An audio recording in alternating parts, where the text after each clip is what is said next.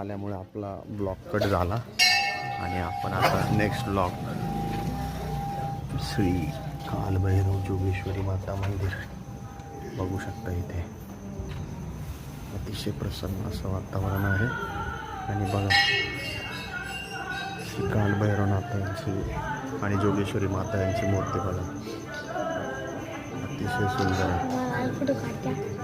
आणि इथे माझा परिवार शिवराज, साडूभाऊ आणि हे सगळे बच्चे कंपनी, कन्या, साडूभाऊंची मुलगी, पुतणे आणि मी आलेलो आहे. भव्य दिव्य असं मंदिर आहे, अतिशय सुंदर असं झुंबर, नक्षीदार काम, जुन्या राजवाडा टाईप, आईला मातांचा फोटो, इथे कालभैरवांची आरती, कालभैरव अष्टक, अतिशय सुंदर असं मंदिर, आल्हाददायक वातावरण. जय श्री महाकाल, जय भैरवनाथ महाराज की. आता आमची मंडळी ओके धन्यवाद. आणि आता आम्ही आलेलो आहोत मंदिराच्या दुसरी बाजू पाहण्यासाठी. सर्वात महत्त्वाचं म्हणजे इथे रथोत्सव असतो.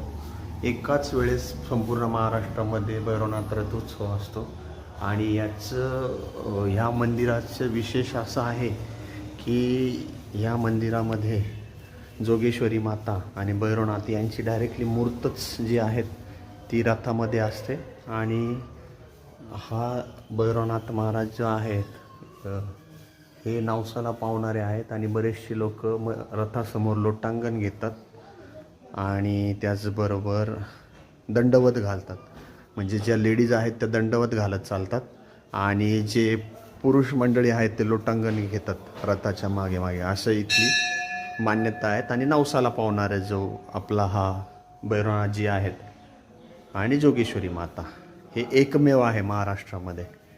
धन्यवाद.